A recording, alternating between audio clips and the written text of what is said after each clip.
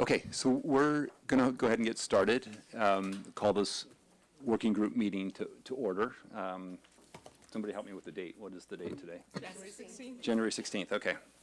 So I am Jonathan Late. I'm the interim director for the planning department, and I want to welcome everybody back from the festivities that you may have enjoyed and back here at back to work and to do some good planning here for the city of Palo Alto.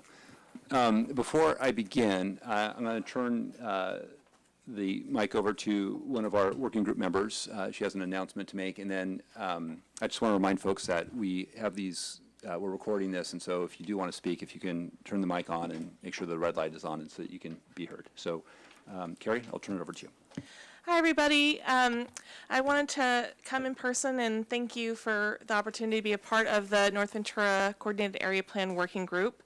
I had hoped to be able to participate a little longer, but my role with the city has changed, and I'm going to be on the Planning and Transportation Commission now, and we already have a wonderful member from that commission, Doria, who will represent. So I'm going to vacate this seat, and I believe we have Lakiba lined up to join us in the future for this working group.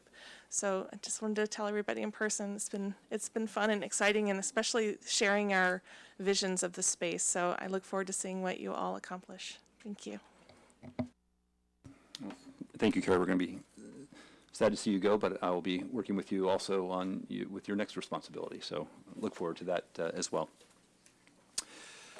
So before we begin, I wanted to just sort of check in with the working group and the community sort of at large as to where we are. We've received some correspondence, one from the North Ventura Neighborhood Association, or from the Ventura Neighborhood Association, and some other correspondence. And I just wanted to sort of connect a little bit and reassure, I guess, on one hand, that we're not getting further ahead than people think we might be in terms of where we are and what we're trying to accomplish with this process.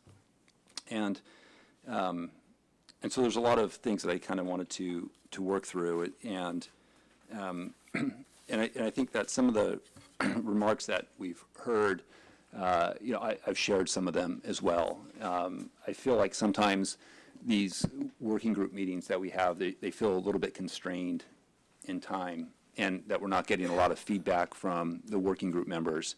And the public also has expressed some concerns about, at the end of the meetings, how much time is available for public comment.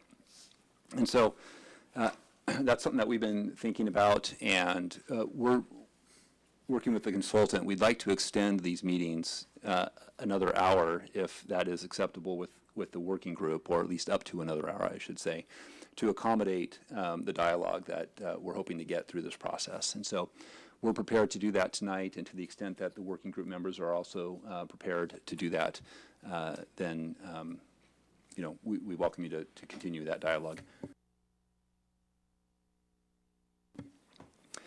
So, but there's, and so let's see, what else should we talk about on that?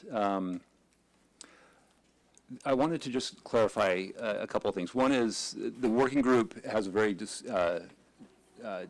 distinguished role in the process, and that's set forth in the municipal code. And we check in with the working group to assist staff to also identify areas and issues that we need to be thinking about as we develop this coordinated area plan.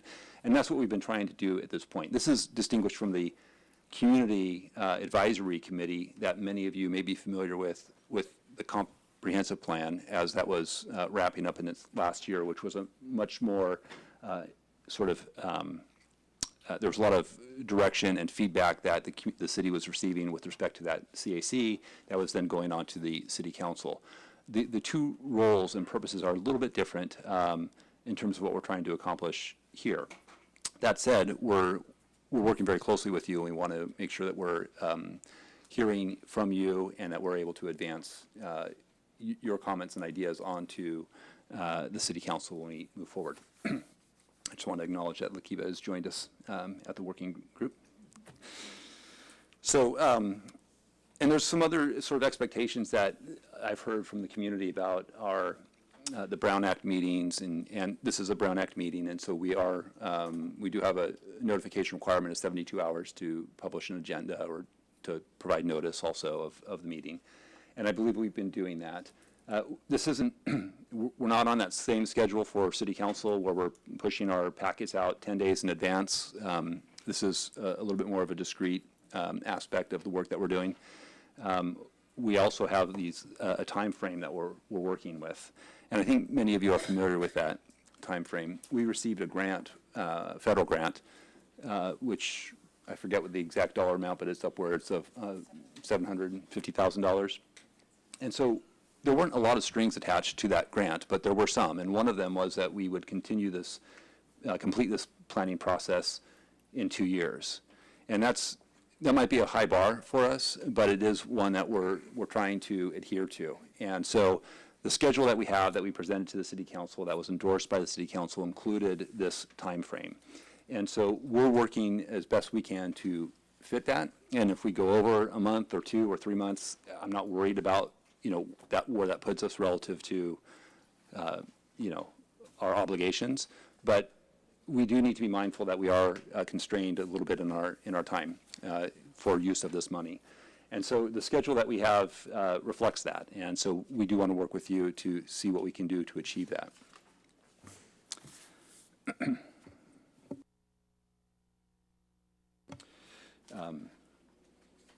Thanks. I'm reminded that we need to do roll call, but maybe I'll just continue for a few minutes till we get all that set up. Okay, so some other comments that we heard were that maybe we're getting a little too far ahead of the community, the neighborhood group, the neighborhood area. And I wanted to, based on some of the packets that we've prepared and some of the information that has been already delivered to the working group that the community has also seen. And I wanted to just reiterate that we have no plans prepared for this 60-acre boundary. We are at the very outset of this process. And what we've done is we've tried to understand we want to get everybody in the working group and also the consultants and staff at the same sort of playing, foundation so that we can build from there and go forward. And to that end, we've done some homework, and we've asked you to do some homework to note your observations and to report those back to us so that we can begin to put together this sort of patchwork of understanding of what's happening in this community. How are people moving around?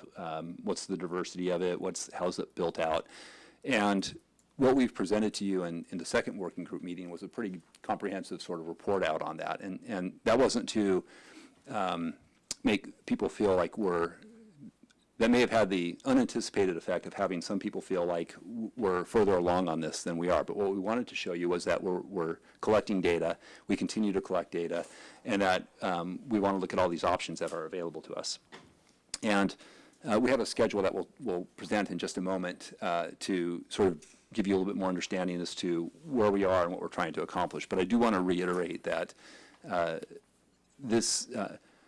there's a lot of sensitive issues with this project boundary, and we have single-family homes in the midst of commercial areas, and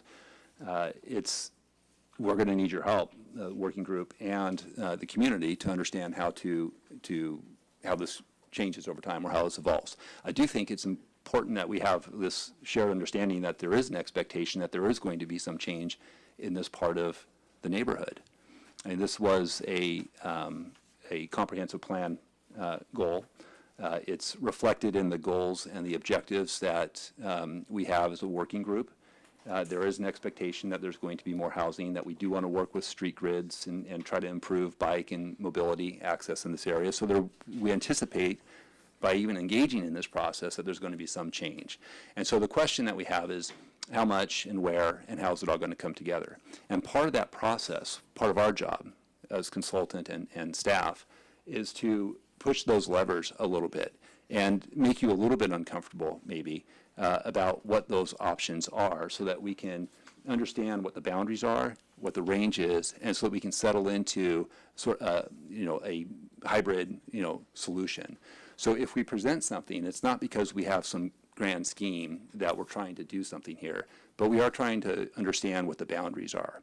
And we fully are here to help the community and help the city council get to where they need to go, so that we can have a plan that is well endorsed by the community and receives a 7-0 vote from city council. That is our objective, and we share that with you. And so that's what's driving us. And so I would encourage you to provide us feedback along the way if we need to moderate or adjust or respond in some way, individually or to the group or to the community. We remain open to how that goes forward. So let me pause there, and then I'm going to turn over to Kristen, who's going to just briefly go over the schedule so you have a sense for where we are and where we're going. And then we'll just open it up to the working group for a few moments if you had any questions that you wanted to ask me specifically about some of these opening remarks. So yeah, as Jonathan mentioned, we're still in this data gathering phase, and I don't know if you guys can see this calendar up on the screens here. I apologize, it's not in your packets. It can't, for some reason we can't, sorry. But just broadly, what you can see here along the bottom, there's these kind of 3 phases. There's the first phase, which is the data gathering phase, where we are right now. During this phase, we've had 2 working group meetings so far, and we're here at the 3rd working group meeting. After this, we're going to have our first community workshop. And during that first working group meeting, it was very much introductory. The second one, a lot of data, thrown at you guys, and a lot of questions asked back about just kind of getting everybody on the same footing about what's happening on the site. Today, we're going to be working on just starting to develop a very high-level vision, confirming the vision that's been given to us by the general plan, and starting to set some ideas around metrics that we might use to analyze some ideas later to see if we think that we're tracking against our goals. This is also going to be sort of a prototype for the community workshop that's happening on the 5th. So we'll be interested in your feedback on this activity and to see if you think this is going to be helpful and interesting in ways that we can kind of frame this for that for the community workshop on the 5th. And then we move into the joint session with City Council, with the working group, and that's sort of the end of our data gathering phase, where we report back to them on what we've learned during this phase, kind of confirm the vision. From there, we move into the plan development. So this is where we're going to start at the 5th working group meeting. We're going to start generating alternatives together. This is going to be very hands-on, pens on paper, maybe even some Legos. We haven't worked out the details, but definitely looking at a lot of the targets that we're talking about today and starting to figure out exactly how does this all come to ground. Working on that together, again, that's going to be another prototype for a community workshop, which will be doing a similar activity. And so that we're kind of starting with this group and then testing ideas, moving to the community workshops to ground truth and confirm or deny, raise any different ideas that might come out of a broader group.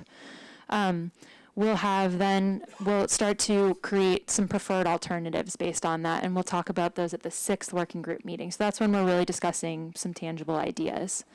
After that, we have another council meeting where we'll report out on what's been happening. And then we start to move into reviewing the components of the preferred alternative. And usually what happens is we'll have 2 alternatives that we put forward, and they'll each explore a range of different ideas. One might have a higher density, one might have a lower density, one might have one kind of street network, another might have a different kind of street network. And it's not that we're choosing one or the other, it's that we're talking about kind of comparing and contrasting what are the elements that seem successful in those, what's the recipe that we can see from these components that seems like it's going to be successful, and start to put those together. That's what's going to happen in the 7th working group meeting.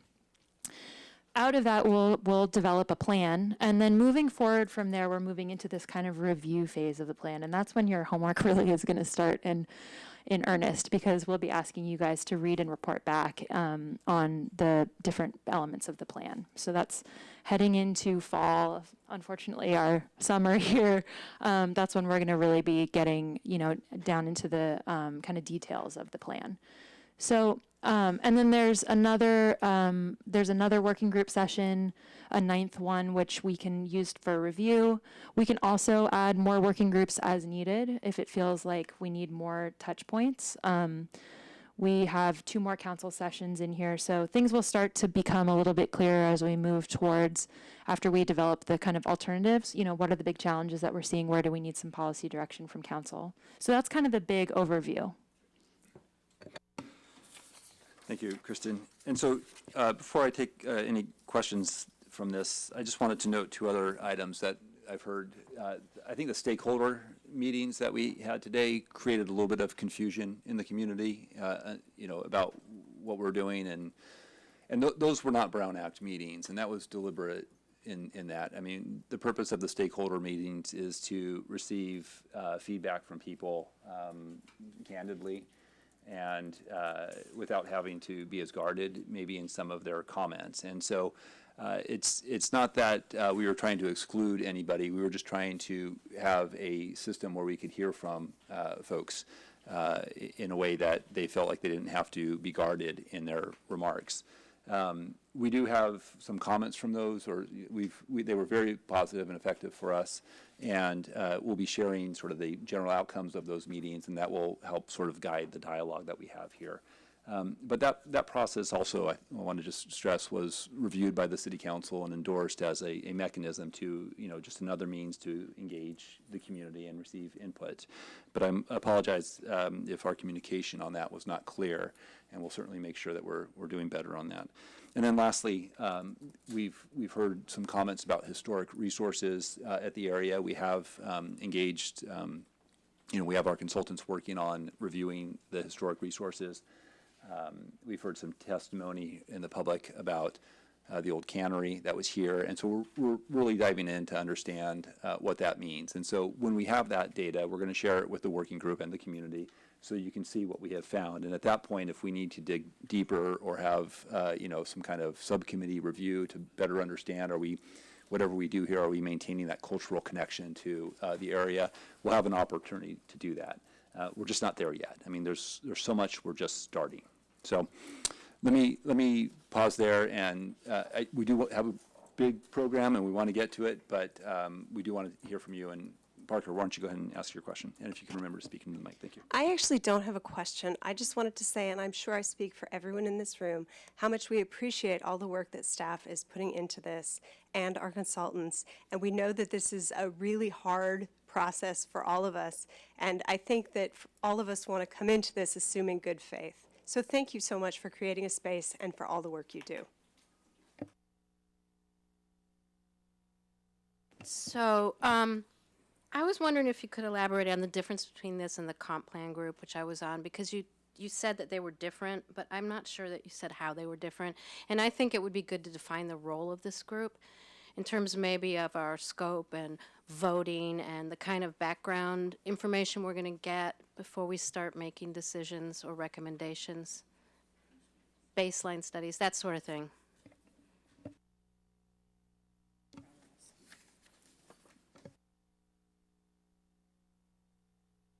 So Elena's pulling up the, actually here, I believe this is the section here. I happen to have the.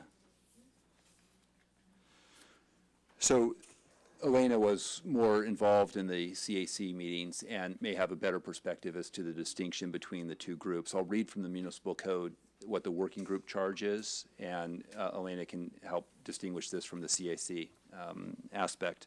But some of the things that we have in the municipal code is that that the working group is involved in sort of the environmental scoping, and so we're helping out in that regard with our consultants and the environmental work that we've done. I think we've told you in one of the previous working group meetings these areas, and we're happy to talk more about that. To identify known infrastructure needs and plans. So we're beginning to have that conversation about interconnected street networks, sidewalks, utilities that may be needed for any future development. We're not there yet because we don't have a plan to implement, but when we get there, we'll be talking about that. To explain any known private development proposals. So what's happening in the area, how is that going to impact the plan? That's an area that the working group would be engaged in. Introducing staff and consultants to the public, that's a role of the working group, and we have a community meeting that takes place on February 5th that we're hoping that the working group is spreading the word on so that we can have a well-attended meeting there. Let's see, identify any relevant constraints and opportunities. And so, we're working with the working group to present feedback and stuff that we've learned, but we're also expecting to hear back from you where we've missed it or mischaracterized it or don't understand it correctly, because the folks that are assembled here at the table were selected because of your unique interest and engagement with this neighborhood, either as property owners, as business owners, as residents. And so, there's only so much staff and consultants are going to bring, and we're expecting that the working group's going to help carry that forward. Now, Elena, do you want to speak to the difference to the CAC, which I think was involved more in like editing and reviewing of plan materials? Thank you. So basically, the comp plan was basically a collection of goals, policies, and programs. And so the charge for the CAC was to kind of help staff with the reset process and to review the document as that were being prepared. I think one of the differences is the type of project that this is. This document is intended to not just be a collection of policies and programs, but an actual development regulations and standards. So it's a different type of document. And so we are certainly looking to the working group to provide feedback at the various stages we're at. You'll have an opportunity to give us your feedback and also vote whether or not you support the document or not. So it's a little different because of the type of work going into the document. But we are looking to the working group for your feedback, for your connections to the community, to share that with the City Council and the Planning and Transportation Commission when it goes to them for review. So this group is more like the SOFA group, where they were working on a specific, not that I was involved then, but, so this would be more like the SOFA 1 and 2 working group, rather than the comp plan. Yeah, it's governed by the same section of the code, so same type of process. Thank you. Are there any other questions? Yes, Gail. Do you have a microphone to speak into? Thank you. I'm aware of what the minimum requirements are regarding getting information to us, but a general request I believe people have expressed is there any way to get the materials to us earlier than we've received them? And I know that's a constant issue in every situation, in every government, everywhere. But I do think that that's important because it gives people more time to review, gives the community more time to look at the material. So, I appreciate that comment, and we first started off trying to get the material to you the Thursday before these Wednesday meetings, and we haven't been very successful in that. And having the weekend as a deadline for us has certainly motivated us to make sure that we're turning that out. We're going to strive to do better on that, and that's if we had a longer time, it just requires more. It's just harder for us to get that material out. I hear your request, and we'll do everything we can, but I think part of it is driven by this aggressive schedule that we're on. I'll also just say, we are very much tracking along behind the work of the working group. So we put together the packet and send it out, and then we take what we heard and we move forward. And so if we send out a packet, then we're sort of on pause. It just adds another kind of however long into the schedule in terms of the work of the consultant team. So maybe it's a function of what we're. So thank you. Yes, thank you. So we're all talking here, but we have our audience members behind us, and so if to the cable folks that are recording this, we're not shouting at you. So I think, Gail, maybe to your question, Maybe it depends on what we're presenting to the working group too. And if the larger or the greater volume of work, the more time obviously you're going to need to review that. And so maybe we can factor that into our scheduling and our process. And so we'll take that and see what we can do. Would it be possible to get a draft ahead of time? Even if it's not finalized, I mean, you wouldn't have to stop, you can keep on working on it, but at least we kind of know what's there and we can think about it so we're more prepared when we come into the meeting. Okay, let us think about that too. Okay. I'll just say that is what you got this time. There were some numbers that we, weren't quite right and things like that. So bear with us on that. Any other? Yes, Terry. And Terry, can you speak into a microphone, please?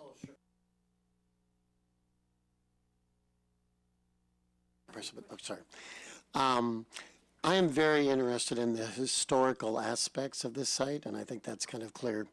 But I would like to have a better understanding of, I've already done a lot of research. I've been doing a lot of digging on there, and the uniqueness of this site and the founder of this cannery, for example, a very prominent Chinese American, really, and his significance to not only to the Bay Area, but his significance to Palo Alto.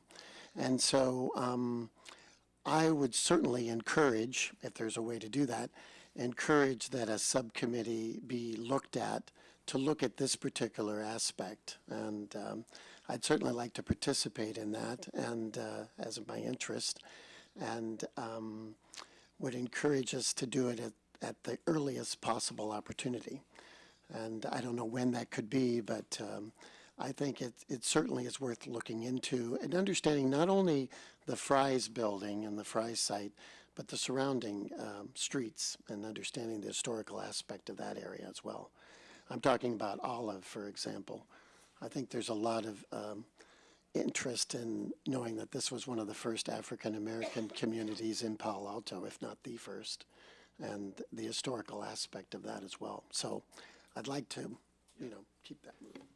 Thank you for that, and we've heard you. And part of us just wants to have something so the subcommittee can have something to respond to also. And so it's a function of timing. We have no opposition to that engagement and a deeper dive on that issue.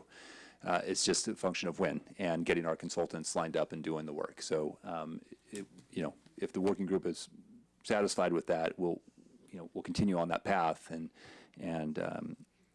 be thinking now if you want to be engaged in that subcommittee.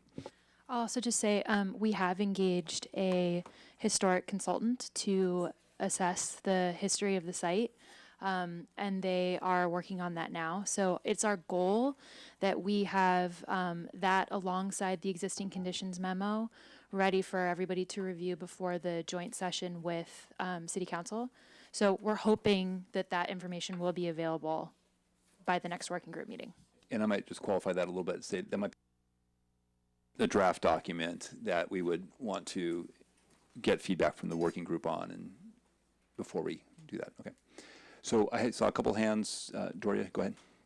Just a quick thought, if we're going to have a historic subcommittee, maybe we need to consider if there would be value in having other subcommittees who could meet in between meetings on particular areas of interest, maybe parks and the creeks, which I think are interrelated, maybe housing. I don't know, just a thought. So I appreciate that, and I would like to. It is certainly within the the realm of possibility for the working group to have subcommittees, and so to the extent that we need those, we support that and would do that. I want to just remind us and be cautioned about the time that adds to a process or could add to a process. And so if it doesn't and we can accommodate that, then by all means we should do that. And if there's a need for that. Part of that also depends on what findings are we reporting and where the need is. So where the need presents itself, I agree, we should have a subcommittee to review that. Okay. So Angela. What would be the best time to bring up detailed questions about the last meeting we had? We just didn't have a lot of time, as you noted, to ask questions about the packet. And I have some questions, but they're sort of detailed, and I don't know what the best time to bring those up would be.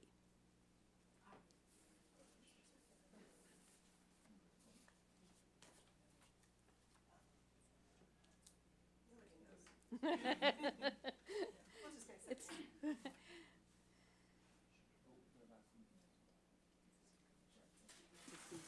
Yeah, okay, so I was just checking in with the experts.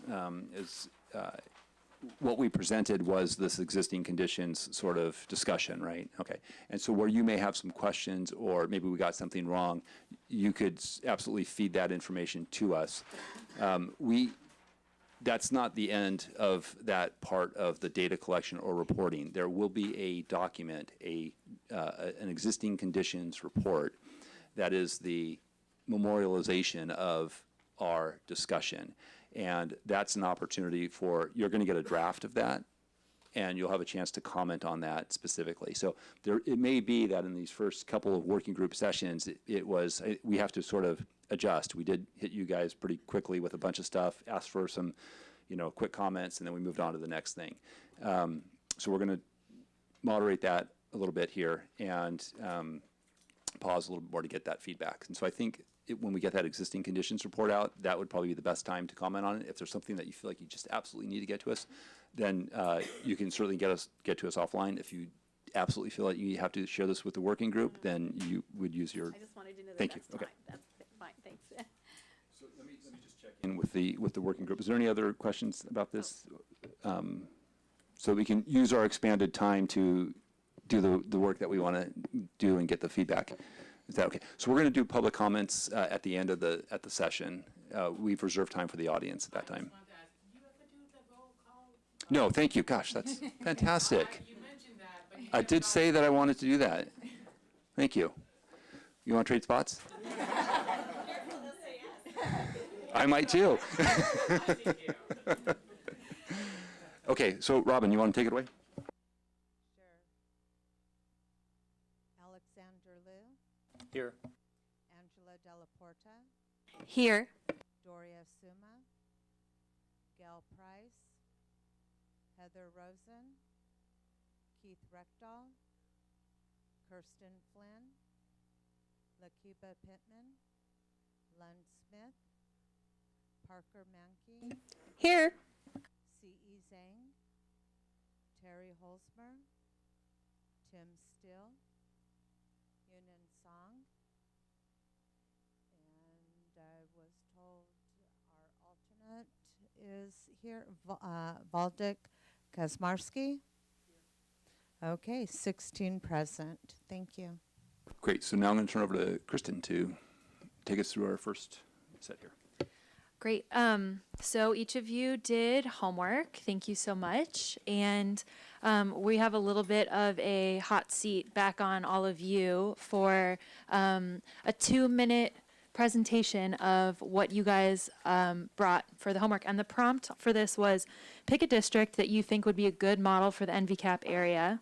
Select 3 images that represent this district. And come prepared to tell us what you like about these images and why you think this place would be a good model for the NVCAP. And I just have to say, we really appreciate the thoughtfulness that you guys all put into this. I don't believe they're in alphabetical order or any other knowable order, so you're just going to have to be on your toes for when your name comes up. Although you guys have the packets, so you kind of know what order it's in. So we're going to try to keep it to 2 minutes each, and I believe Leah will be our gracious timer. So without further ado, let's start with Alex Liu.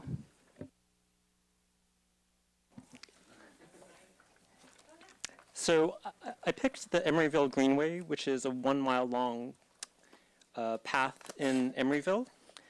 And it's a work in progress. It's not perfect. They did a plan in 2002, and they've been working on it slowly in phases over the last 15 years. I picked it because it's similar to North Ventura. It had 3 railroads, a creek. It has a street like El Camino, San Pablo Avenue, and it has a lot of former industrial buildings. And then over the last 15 years, they've built 800 units of housing in the neighborhood, mostly townhouses and apartments. There are some distinct differences between Emeryville and Palo Alto. So they don't have a lot of kids. They only have 200 kids in their school district. So it's a different kind of demographic. The 3 photos that I picked, so the top one, the greenway's in the middle. That's a landscaped bike and pedestrian path. There are 2 new buildings there. One's commercial and one is townhouses. There are terraces and balconies on both buildings facing the greenway. There's a sculpture, which you can't see in the photo, and there are 2 corner restaurants with outdoor tables that you can't really see very well in the picture. But I've been there, on the weekends and during the week, and it's a really interesting kind of mix of people, and people are walking. They are walking and bicycling it. It connects to Berkeley and Oakland. So there are destinations on there. There's an old speakeasy on there. There's the Berkeley Bowl West grocery store. There's a vegetable garden. And they built a new Central Park in the middle of the greenway. And the lower photo on the left, I picked that one. That's also a former railroad that's been turned into a linear park. And the housing that's there is apartments. And what I like about it is there are 2 courtyards that face south onto the greenway. So a lot of housing now has huge underground garages where they can't really put any trees. The courtyards are podium level, so there really is very minimal landscaping. But here, all the units open onto the park, which I think is very nice. And then the photo on the lower right is also on Greenway, and they've been reusing the old brick facades on the buildings. And again, there are lots of balconies and terraces on the units, and the trail itself is designed for runners and walkers and pedestrians and bicyclists. There's a separate gravel trail for runners, and I think it's really a very nice way of tying it all together. Thank you. Thanks for that, Alex. I'll just add, if you can't get through everything that you want to say during this time period, we are going to have pretty extensive conversation after this with breakout groups. So if there's things you want to share with your group afterwards, that there's more opportunity to discuss. The next one is Heather Rosen. Hi, everyone. I went a little bit further with mine. So this is Old Town Edinburgh in Scotland. And I mostly picked it because I thought it did a really great job of incorporating a lot of the kind of old architecture and old themes of the city, but making it kind of nice and new and still keeping, the same buildings and the same layout. But you'll see the bottom right picture is the arches, and this is right across from the train station. So they did a really good job of incorporating public transportation and making it accessible to a lot of areas that people wanted to go to. And so they kept this old building, but then each little section is kind of like a new modern thing. So they have a lot of pop-up bars and juices and all of these little shops, and they have artisan jewelers and things like that. But it's still in this old structure. So I thought it did a nice job of combining those. And then the top photo is a park that's just a couple blocks away, and I thought that was also a really nice idea to have that much green, as we've kind of talked about, making sure we want to keep Palo Alto and the trees and that aspect. And so I thought they did a good job of making that close enough to be accessible to the train station. And as you can see, there's a lot of places to walk around, and they do a Christmas market there every year where they have kind of a big festival, and they have stalls, and they can set different things up and do a lot of pop-up things that come about with the different seasons. And this last photo here on the bottom left is for Harry Potter fans. It's kind of the Diagon Alley inspiration. And so I also thought this was a nice photo because it showed that they kept the old architecture on top, but you can see kind of the bottom section is kind of new and different, but they combined it well, and the aesthetic was still good. Thanks, Heather. That was perfect timing. Did you practice? That was great. All right, Keith, you are up next. Okay. I picked St. Anthony, Maine, which is a part of northeast Minneapolis. It's across the river from downtown. So it's an urban area, but since it's not downtown, it's actually quite similar to Palo Alto. There's a lot of traffic issues, but it's not the typical high-rises. This development was mostly residential, and most of it's high-end condos, but they did include some lower-end condos, so there is a mixture of demographics in the group. But the thing I liked about it is it's an urban area, but it has a feel of a neighborhood. It doesn't just feel like a bunch of towers put together. They have open spaces, and it has that neighborhood feel. In the upper left there, you can see they have a plaza with a fountain. And then it also has just outdoor seating, so you can go down and you can have drinks or dinner outside, especially during the summer. During the winter, it's not quite as attractive. But it has some similarities with Ventura because it's isolated. It's kind of a cul-de-sac between a busy street and the river. And Ventura has between the busy street of El Camino and the train tracks. So you could design it to have that cul-de-sac type feel, and so it has very little cut-through traffic. Most of it is people who are going there will go and park, and then you have a lot of bicyclists who are going up and down the river. So it's very bike-friendly, and it has the roads aren't large, they're very small. They have cobblestones, and it has a nice feel to that. Lower right, you can see the outdoor seating, and also they have a theater down there. So I think they have maybe 4 restaurants and the theater, so it's mostly residential. But it has something that allows you to have, that you don't have to go across to downtown if you want to go out for the evening. It does have some walking trails to the river, which is nice. We don't have that kind of attraction in Ventura, but we do have Cal Ave. So if you have some type of walking access to Cal Ave, that would be a plus to me. Yeah, that's it. Great. Thank you, Keith. Next is Kirsten, not Kristen. Just got done saying that I answered Kristen, and there I am. There I am, identified as Kristen on the board. So it is Kirsten, unlike how it's spelled here. So the area that I picked was the Oak Park Arts District. Actually, it's identified here as Oak Park, but I was specifically focused on the Arts District, which is a commercial strip on one side of Oak Park. What I found interesting about that is the extreme mix of buildings, which are unified by not having their parking up front. The parking is in alleys in this district, and the fact that they had mixes of I meant to set my timer so I could see how much time I was taking.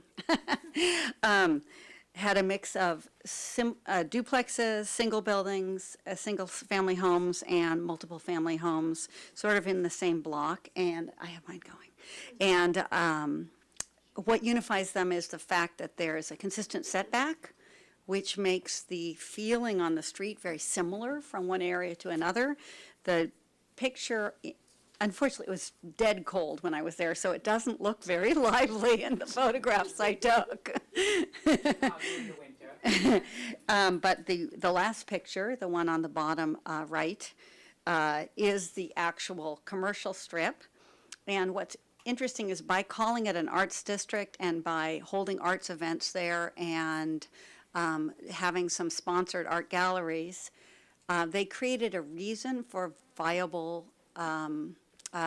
retail because people had a reason to go there. And you can see one of the examples of an arts project. They have sculpture gardens and creative benches, and they have contests to repaint these things every once in a while. And it's actually made what was a kind of a dying district very vibrant and desirable, actually. And the other thing is that you can see there's a mix of eras in the buildings and a mixture of densities because we have everything from 4-story apartment buildings to single-family homes. Great, thank you. Next, we have C. So I picked a place which is very close and near to my heart. I actually lived in Cambridge for about 3 years, and the thing I really reminds Ventura about Cambridge is they're both nestled in one of the most innovative places in the world, and also near to top-notch universities and has a very vibrant tech workforce as well. And so the picture I'm showing here is the one on top with a bunch of crazy lights on is the citywide dance party. It's held annually. I'm not saying that we should have that for Ventura as like for neighborhoods, something like that, but I feel like we need some more inclusive event that we could bring everybody together and to actually just see and chat. So something like that would be really nice. And the one on the right is a florist called Central Square Florist. And it's a very unique local establishment, and it just warms your heart every time you walk by because it gives a free rose with for anyone who named with a certain name each day. And also, it just has Cambridge has a lot of unique local establishments. It also has a nonprofit theater that holds about 120 shows every year. So those unique local stores is I hope we could have on Ventura as well. It just brings a lot of unique vibe of the culture in the community.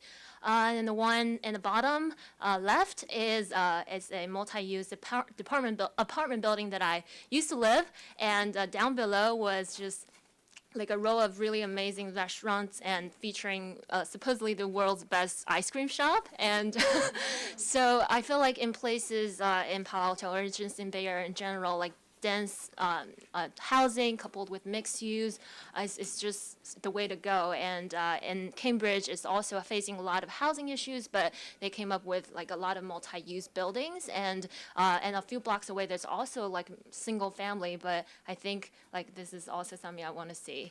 And the other one is just some nice multicultural cuisines that I always enjoy being there. Thank you. The next one is Yunnan.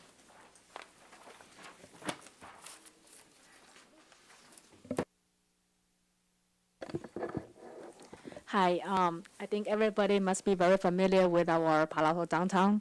The reason I pick it is I've been thinking, try to pick a place that is with the size and the location and population is very similar to North Ventura.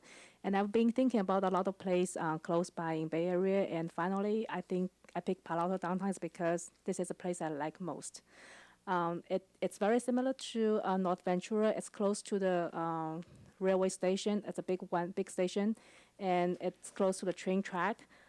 It has traffic. It has busy street. Has quiet, nice street. It has residents, rental property, business, and the first picture I pick is I pick it because it's a not a big size plaza. It's a very decent size, but it changes a lot. It makes people just stop by 5 to 10 minutes, and they can have lunch there. They can have a talk.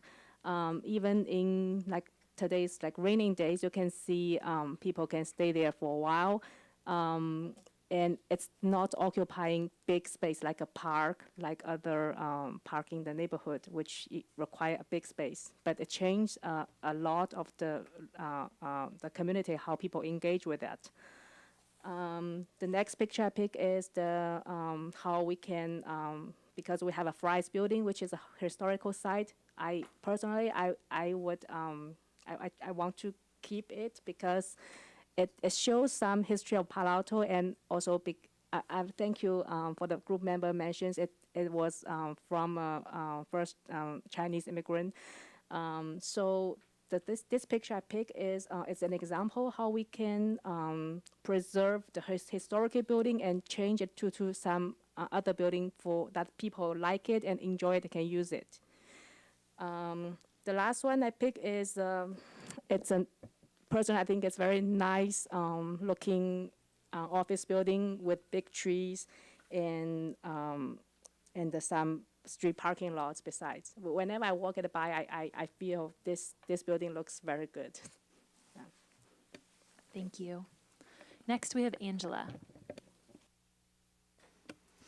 Okay, so I couldn't find one place that I liked that had everything that I wanted in it. So I just chose a variety of different things. And I'm going to start with the bottom one, bottom right, the Russian River Brewery. I just liked the way this is a good example of industrial buildings that somehow they've made them look really charming and lovely. I think maybe by having 2 stories, having the peaked roofs, having the warm colors, having the large windows, the siding, and it's not a hodgepodge. It's a nice consistent look, but with a variety of different buildings. So I really liked that. The one on the bottom on the left, I loved that because it's a very walkable street, very busy, lots of things going on. And yet there is room if you need to have deliveries or emergency vehicles coming in. You could drive in. It reminded me of a street in France where you could just, they can deliver the food in the morning and then the cars disappear and people can use it as a walkable neighborhood. Plus, I liked the varied roof lines, all the balconies, and yeah, it just looked like a really pleasant place to sit. And then the one at the top is a much bigger development, a much bigger area than our area, but it was right next to a river. And I love the way it has a bike pedestrian path all along the river with a kind of park there, not a road there, which I think that would be a lovely place also to sit. There's a shopping area in the middle, very accessible by foot. And the streets in the development are really only useful for people who live there or work there.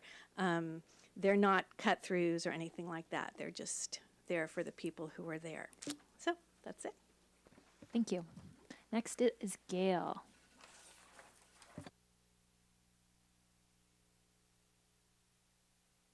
Actually, there were more than this. There's 2 pages here, so you have 1 minute each page. Thank you. A lot of the locations of these pictures was not identified on the website and other sources that I had. But what I was trying to illustrate was the importance of a variety of architectural designs, a variety of densities.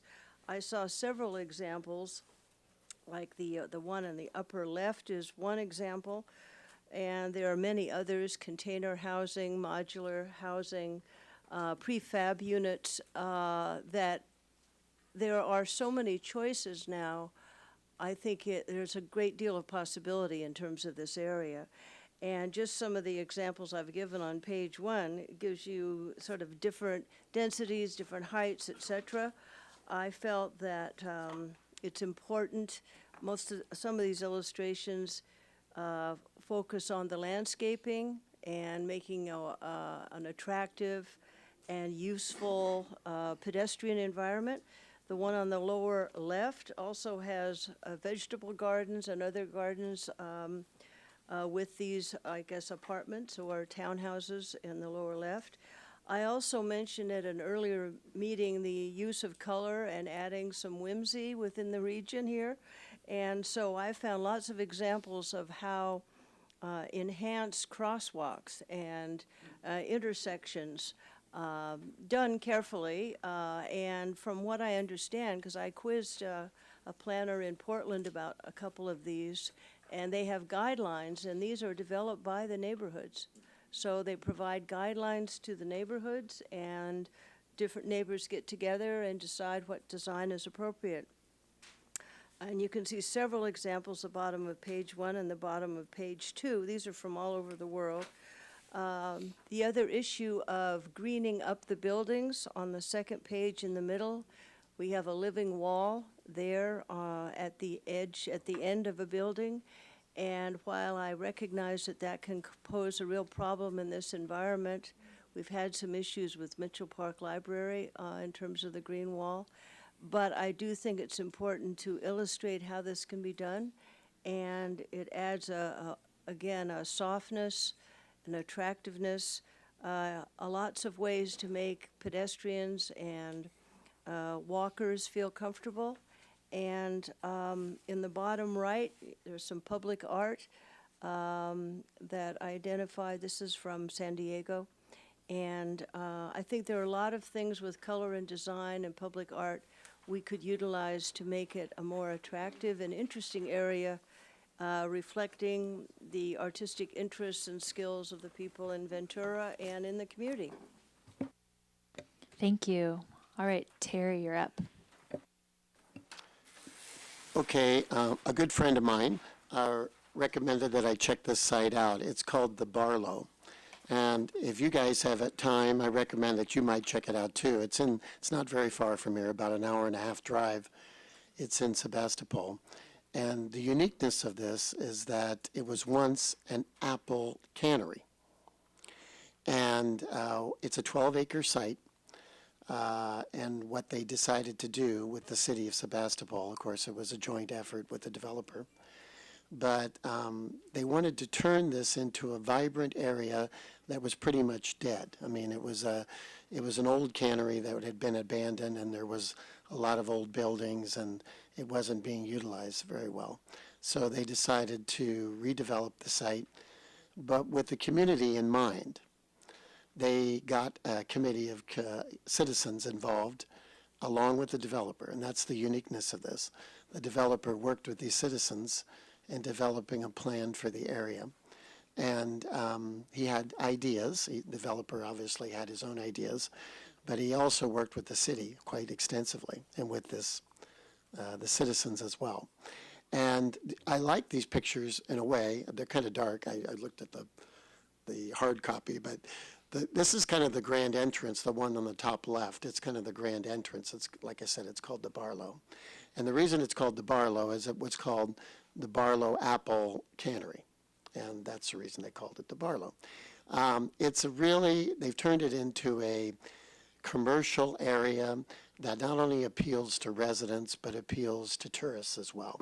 Of course, Sebastopol is not too far from the wine country, and in fact, one of the major tenants in one of the buildings there is a winery. They cater, like I said, to tourists as well as the community. They have small shops along the streets. They have a microbrewery there. They have places for people to sit and enjoy eating at lunchtime. In the bottom right-hand corner, they have a community market. And what they did is they converted it from an old cannery building into this beautiful market. It runs the whole length of that building. And it really is a beautiful interior as well. So I can tell you more later. But Thank you. I encourage you to go there. Okay.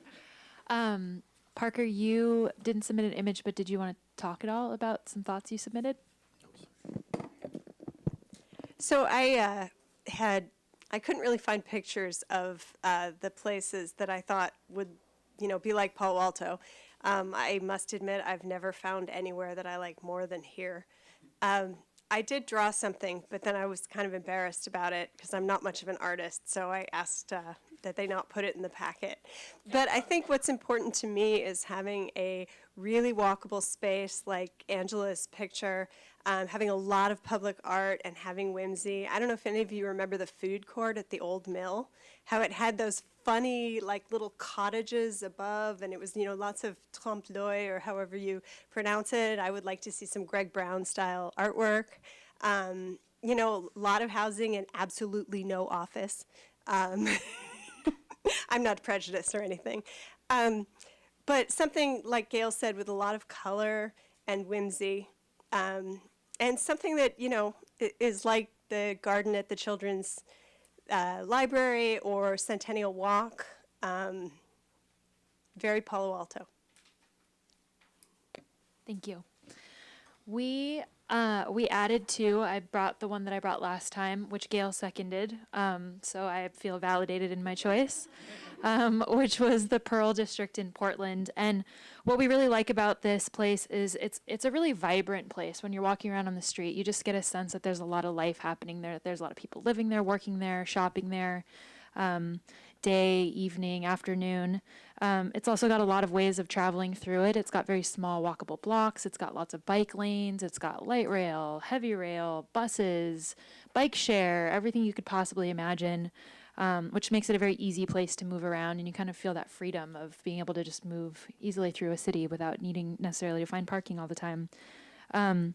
It's also got some really interesting older buildings, which kind of influence the newer buildings. So things like the loading docks here and the large windows and the kind of industrial aesthetic of these buildings also influences the newer buildings you can see in the top picture there. That's kind of, riffing off of a warehouse industrial aesthetic, even though it's a new building.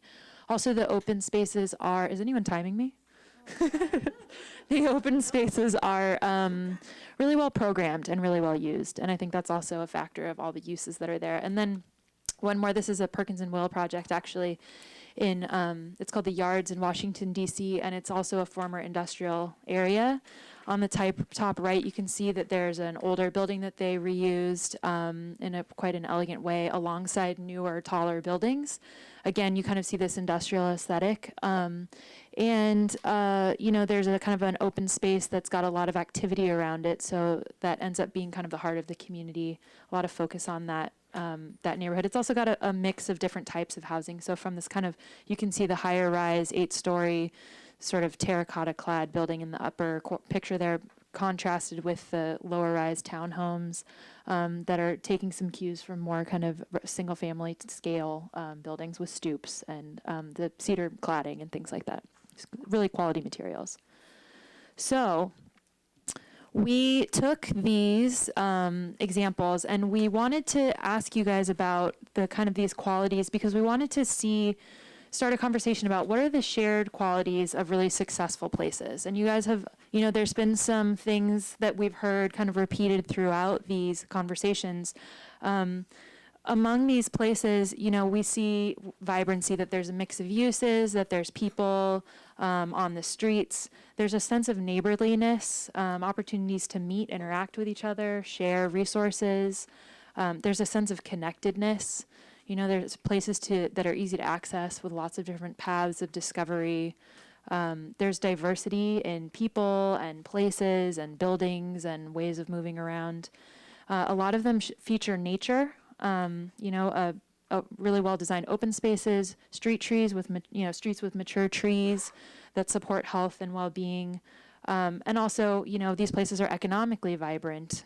This is part of their success, and a lot of them have a mix of retail and services. Some of them just have housing, but all supporting different ways of living. And so looking at those kind of qualitative things, how do we talk about these in terms of metrics?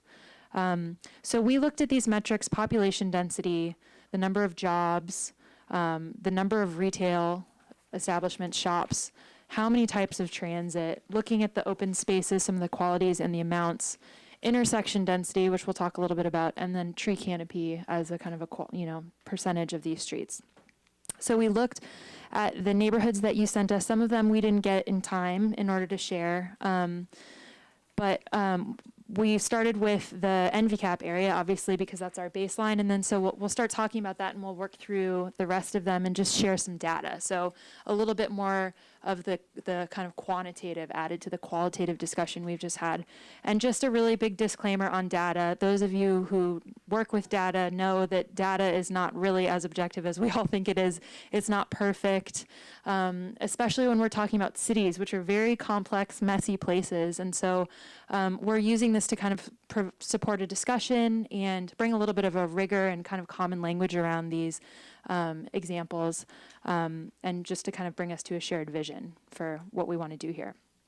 So I'm going to talk for about 15 minutes and about each one of these, and then we're going to break out into a group exercise where we're going to ask you to think a little bit about how we want Panvcap to perform in terms of these different metrics. And it's a bit of an abstract discussion, I know, but I'll talk you through what these different metrics mean, how we can think about them, and then and you'll have facilitators with you to help kind of explore the conversation as well. Before I move on, does anybody have any questions? Yeah.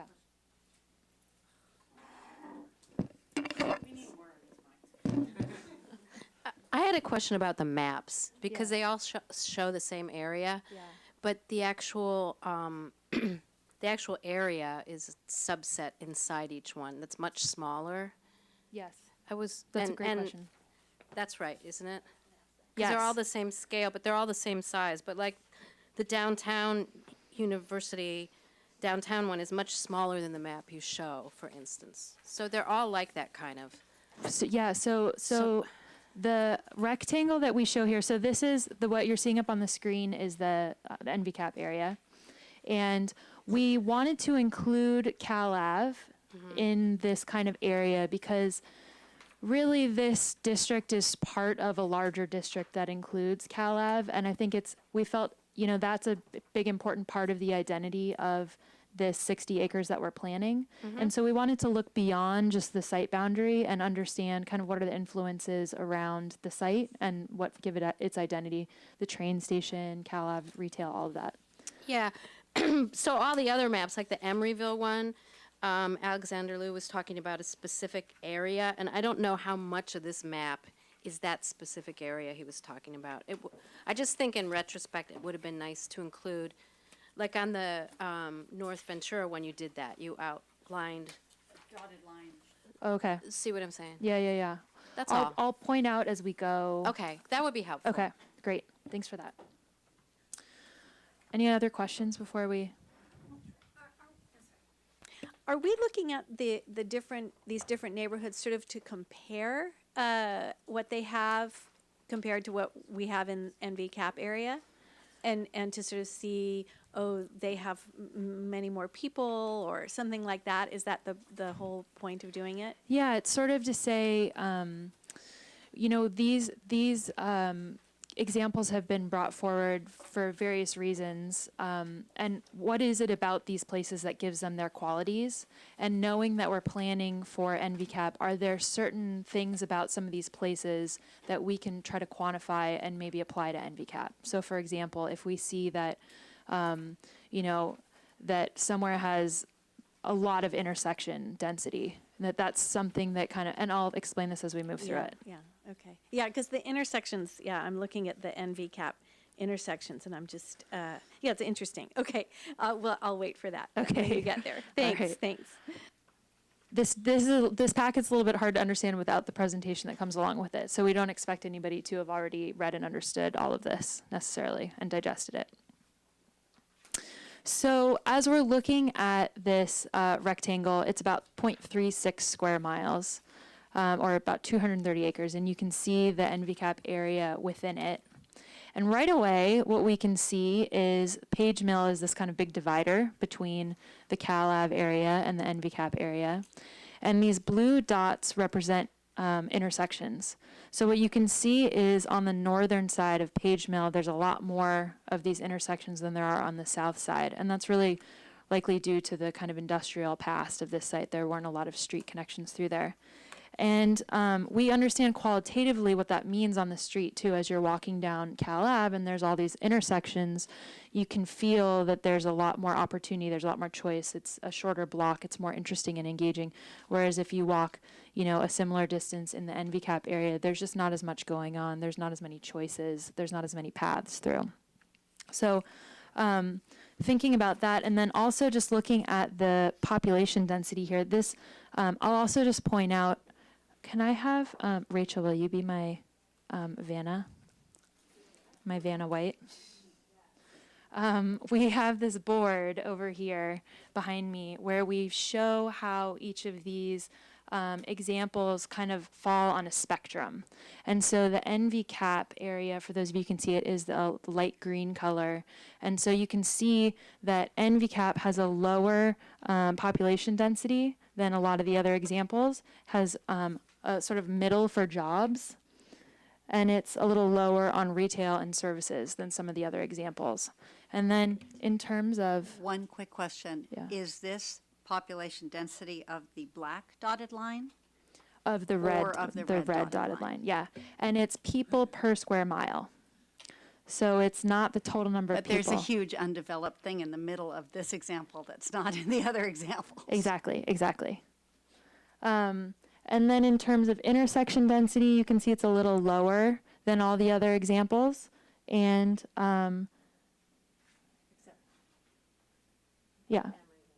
except Emeryville, right? Which is also, as Alex mentioned, kind of a formerly industrial area. So Okay, so we're reading that, and then we can also see in the map, it's sort of a disconnected fabric within the Panvcap area. And, you know, as we look at what it feels like in the area, so there's, for each of these following the map, there's three slides, and the first one talks about just kind of overall character and uses of the area.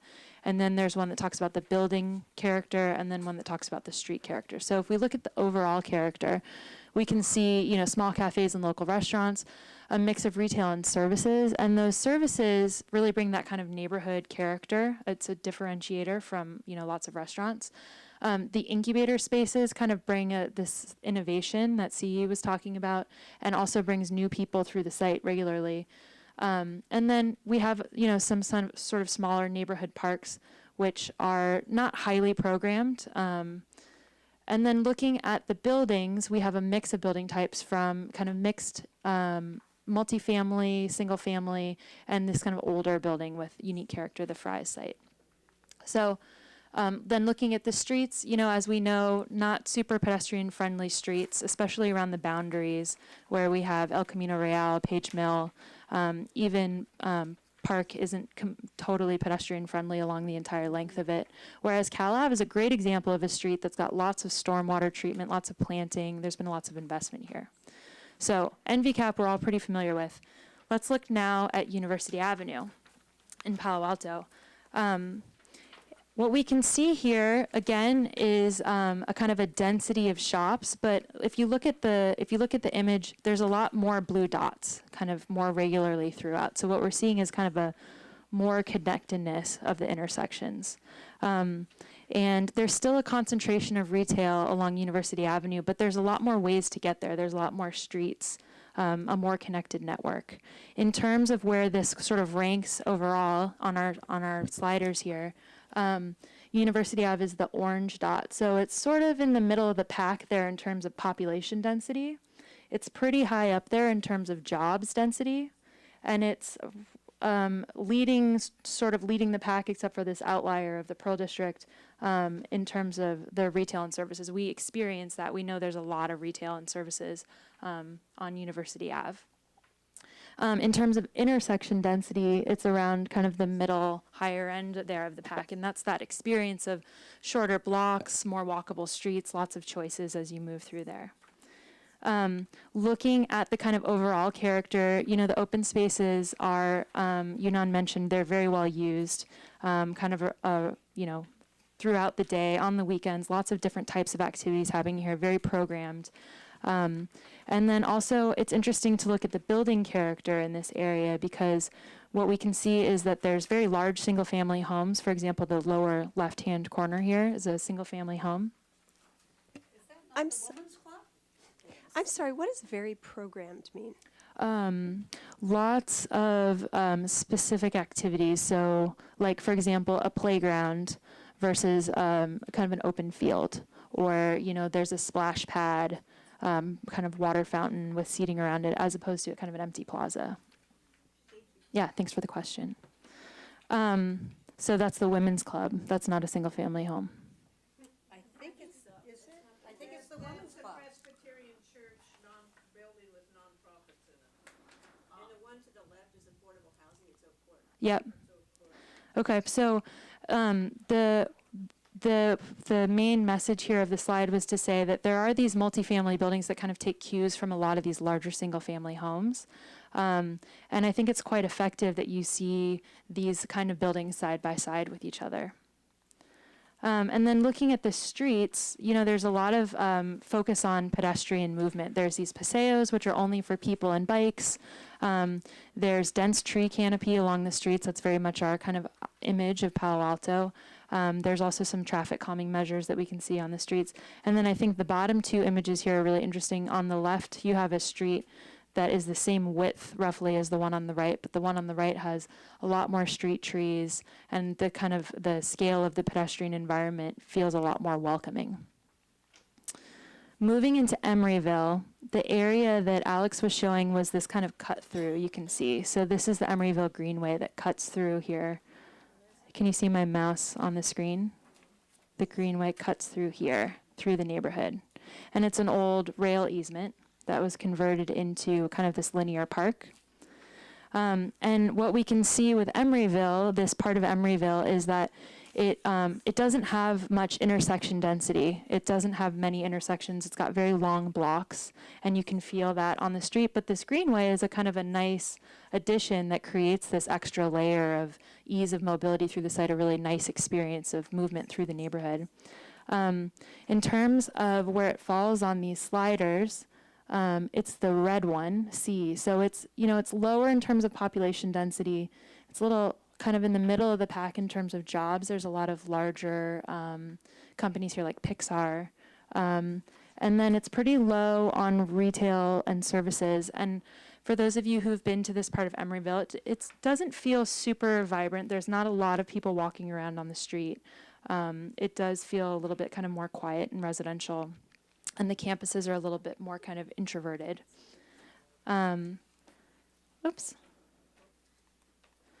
Looking at the some of the buildings, we can or just sort of the overall character. The campuses again kind of use this warehouse aesthetic. There's a marketplace that's kind of the hub of retail. There's not a lot of retail beyond that marketplace, and the Greenway is kind of this really great connector. As Alex said, it's got a kind of a walking path that's decomposed granite. It's easier on the knees, and then there's the kind of harder path if you have a stroller to push on. But really, the kind of overall character is of an industrial nature. And the buildings really kind of reference that. The new residential buildings really reference that character. Some of them quite effectively, I think, in terms of creating a sense of place. There's also a kind of a larger artist community in the area. And then just looking at the streets,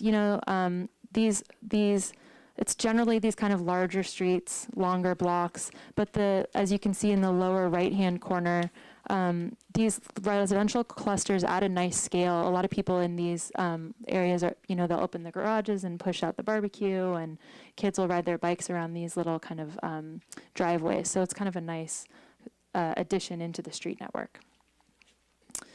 The yards in DC is, again, looking at this map, what we can see is there's this big highway dividing it, and north of the highway is the historic fabric. South of it is the kind of redeveloped shipyards area.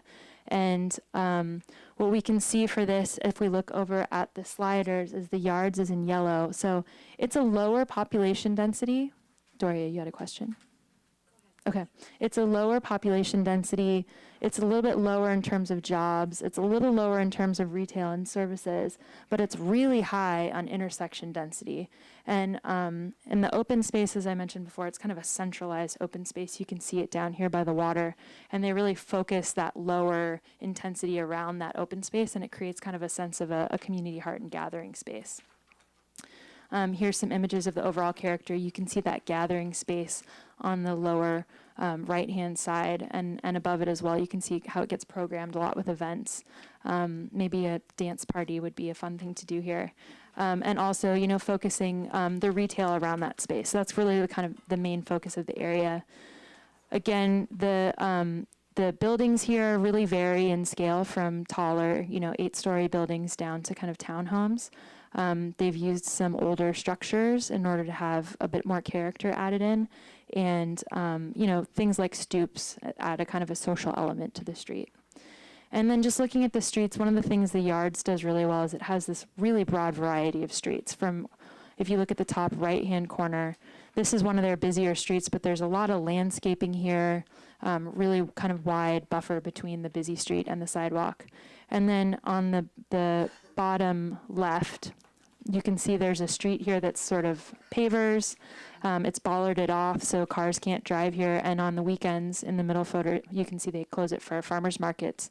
So kind of a nice scale of stuff happening in terms of the streets. There's also these little, on the bottom right, these little pedestrian paseos where people can kind of walk through, bike through, but cars can't continue through. Oh, yeah, sorry. Is this whole map the Yards neighborhood, the whole thing, unlike the others? The Yards neighborhood is the part south of the freeway. So the whole thing? Yeah. Okay. Yeah. Any other questions? About the whole thing, or just, you're going to go on now, right? Yeah. Okay, all right. The next one is Oak Park, Illinois. This was Kirsten's, and this is, did we get the area on the map right, around the Arts District? It's down there on the bottom, I believe. Yeah. And it's, It's quite small, so. yeah, it's right down here at the bottom area. Street names, so. Yeah, Yeah, Harrison Street at the bottom, yeah. yeah. So it's basically one street. But Yeah. I did walk through all of this, because Adams Street is the other commercial district, so. Okay. So Oak Park's a very residential neighborhood, and it's sort of a historic suburb. You can see all the green there in the plan. There's a lot of street trees. Population density is quite low, or no, it's right in the middle actually, because there is this kind of mix of single-family and multifamily buildings. A lot of them are kind of these older brick apartment buildings that are quite beautiful. It's got very few jobs, mostly associated with the retail. Very little retail and services. And intersection density is kind of in the middle there. You can see it has these kind of main streets, and then it's also got these little kind of back alleys. As you were saying, the parking is in the back, so there are these little laneways. So there's a lot of very frequent streets, making it very walkable. It's very flat, Chicago. Yeah. Yeah, oh yeah, 92% tree canopy, which is the highest of any of them. And again, this is probably due to the fact these are very old trees. You know, they really prioritize the trees in the streetscape. You can see in the kind of character images here. This is an image of that retail area, Harrison Street. And then, you know, an example of one of these older apartment buildings, these brick apartment buildings that are pretty common throughout the area. And then there's a very large park, which is quite, you know, it's very Olmstedian suburb of Chicago. But it's not super accessible to a lot of the neighborhood. You know, it's sort of a large park that's off on its own. And so you have to walk quite far through the neighborhood if you don't live right next to it. Looking at the building character, again, lots of older buildings, townhomes, these kind of brick apartment buildings, and then these new multifamily buildings kind of popping up specifically towards Harrison Street. Looking at the streets, I think this is where we see the most excitement in Oak Park. You know, some of the interesting ways they've brought the art districts into the street with the colorful crosswalks and little art sculptures. There's sort of some gateways, sculptures happening. And you can see, again, a lot of real estate given over to these trees and the sidewalk, very kind of wide areas of planting.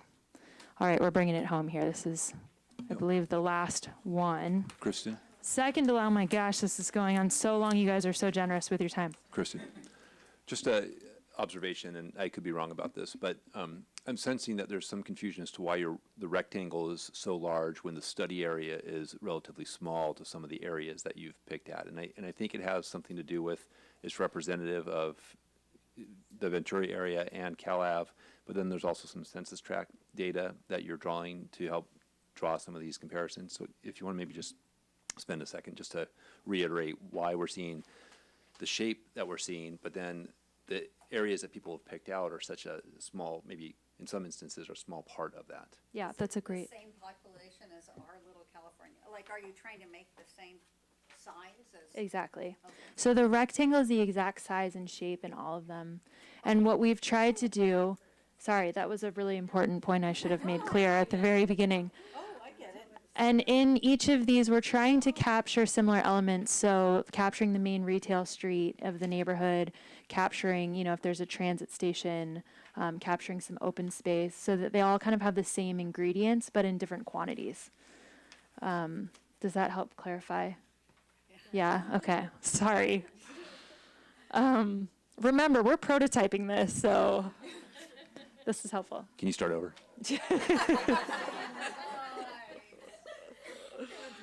All right. So Pearl District, this is like sort of the highest of almost all of them. We have very high population density. It's the sort of bright blue F. We have higher population density, the highest number of jobs, the highest retail sales and services, and also one of the highest intersection densities. And so that's sort of what leads to this feeling of this kind of vibrancy on the streets, and, you know, all these people who are there out at all times, walking around. There's 6 modes of transit, which is like more than any of the other areas by far. And they also actually really have a high tree canopy, 84%. Considering how urban it is, this is quite high compared to the other sites. Looking at the street life, again, I talked a little bit about the kind of the quality here of the warehouse buildings. The parks are programmed in terms of, these kind of play areas and seating areas, and the landscape's doing a lot of work to create opportunities for people to play, but also this picture on the bottom right here is a stormwater treatment area, so it's working hard to actually treat the water before it goes into the sewer system. The buildings are incredibly varied in terms of height and material, but a lot of them kind of retain this industrial character, using kind of loading docks and things like that in order to reference that kind of intermediate social scale between the building and the street, which is kind of nice. And then on the streets themselves, there's a wide variety of streets where we have kind of these loading dock sidewalks alongside streets that don't have curbs. Really great bike streets. And then even when you do have pretty tall buildings, they have lower elements that are right at the street, and they push the height back away from the street so that the feeling on the street is of a kind of a lower scale. Okay, final one. We're bringing it home. Cambridge, Central Square. Thank you. Central Square is, the main area here is Mass Ave, and Central Square kind of splits Mass Ave. The population density here is the highest of all of them, and we attribute that probably to the student population. There's a lot of students living in this area. It's the purple G up here. It's about middle of the pack in terms of jobs, and again, we think that's probably because there's a lot of students. And then it's middle of the pack in terms of retail and services. They're really oriented towards a kind of a nightlife too. There's a strong nightlife component here. And it's the highest in terms of intersection density, probably because of these historic neighborhoods, quite small little streets, small blocks. Looking at the kind of character, it's very artistic, it's very innovative. You can really feel it on the streets with street art.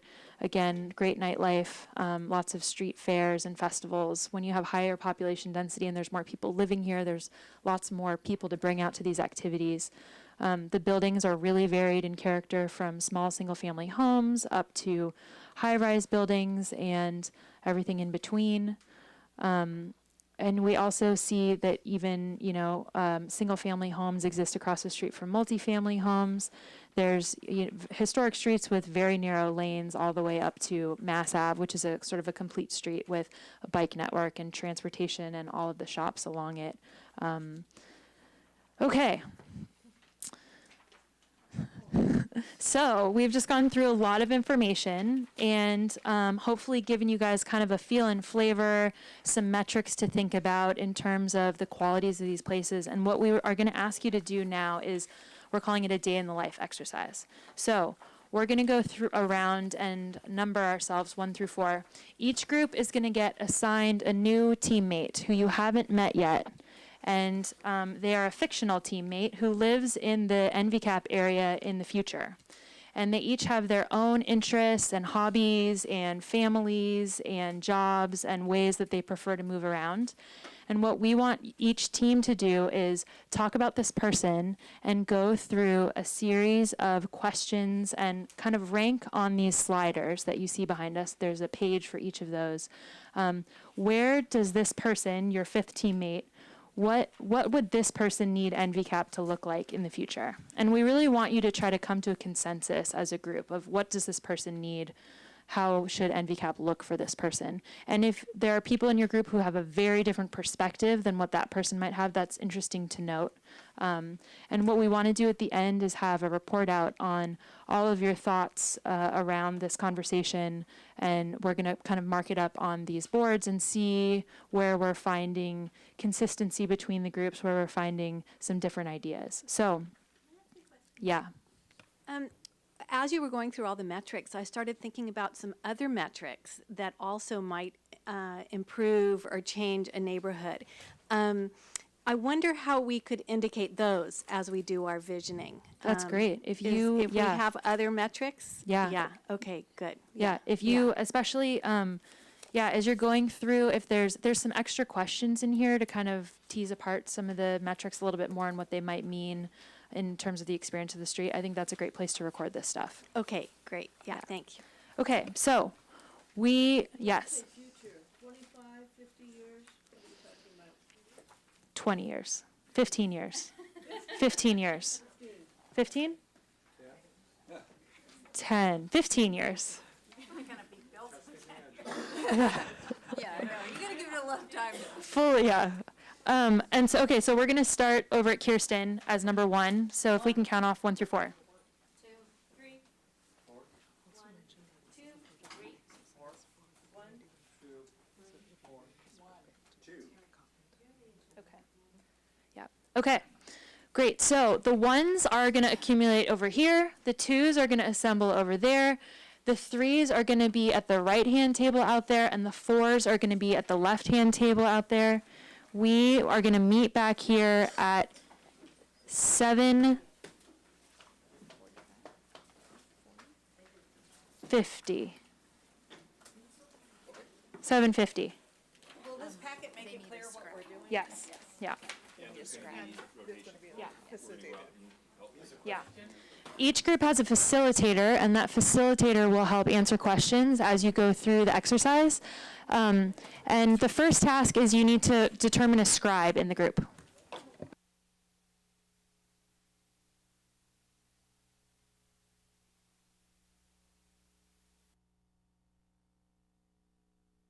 I'm glad to see that these conversations are so rich and exciting, and we want to come back now and share our thoughts with the rest of the group.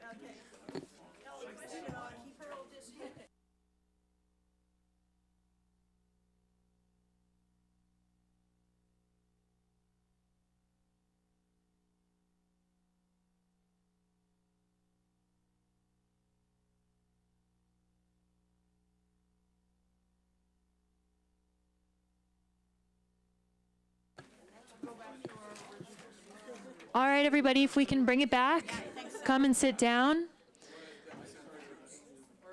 Yeah, stay with your groups, that's fine. Yeah, sit with your group. Solidarity. All right, so we're going to start the report out now. Our first group, Jamila. We're going to hear from Jamila's team. While you guys report out, we're going to be kind of keeping notes and marking up on these boards. And the idea is we're going to try to see kind of where everybody falls, where there's similarities, where there's differences. And that's going to help us see kind of the elements of the vision that are really consistent and the elements of the vision that we might need to put some more thought behind. So, Jamila's team. So I assume, this is Kirsten, I assume, not female one, which I was on the last set of minutes. So I assume that I don't have to read Jamila's description, or? No. Because we all can read it. Okay.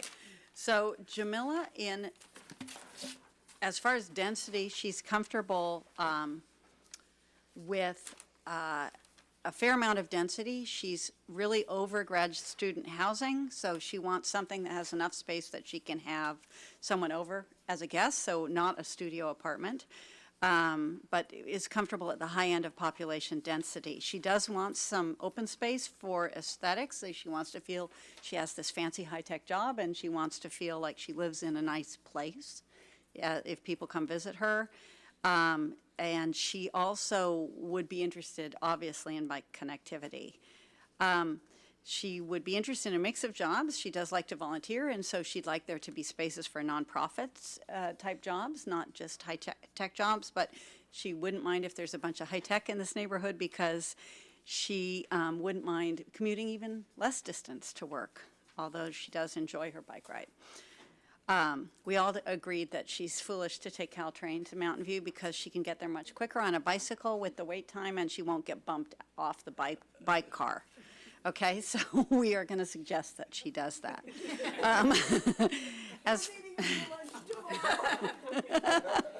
So as far as retail and services, so that's the first two categories, retail and services.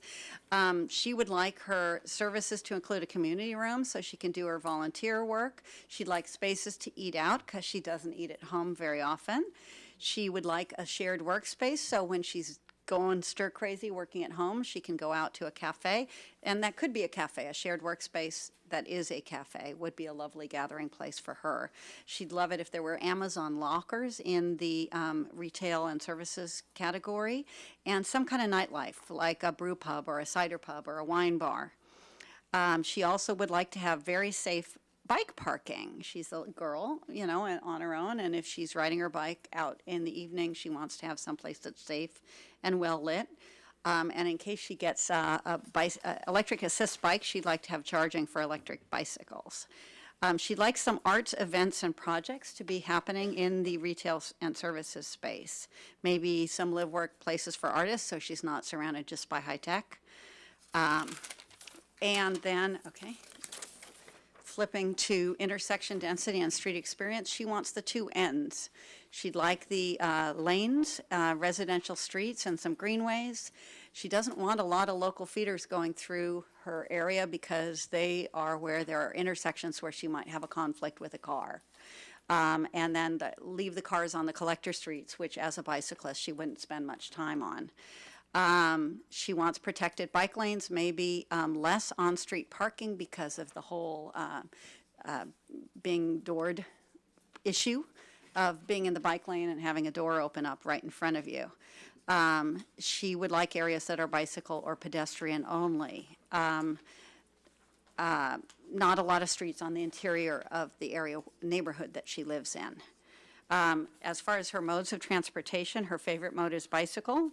Her secondary mode is the Caltrain or train. The third mode is she does walk sometimes, probably.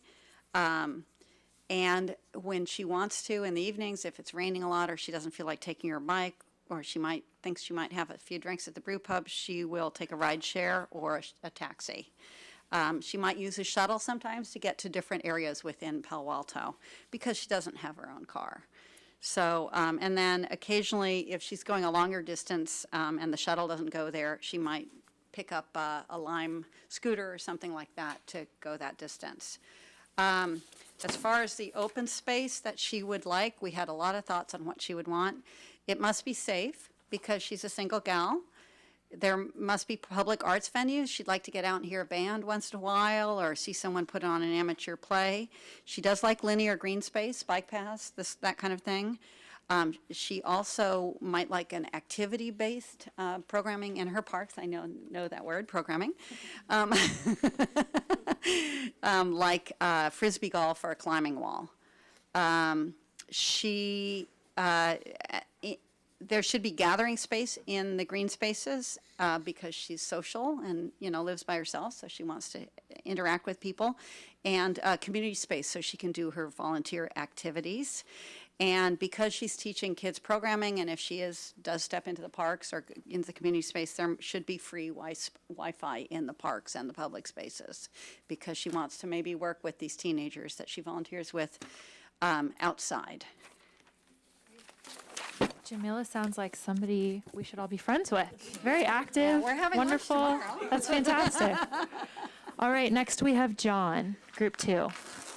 Okay, John has a very different life from Jamila's. You know, we thought that probably it wouldn't matter to him what the population density was where he lives.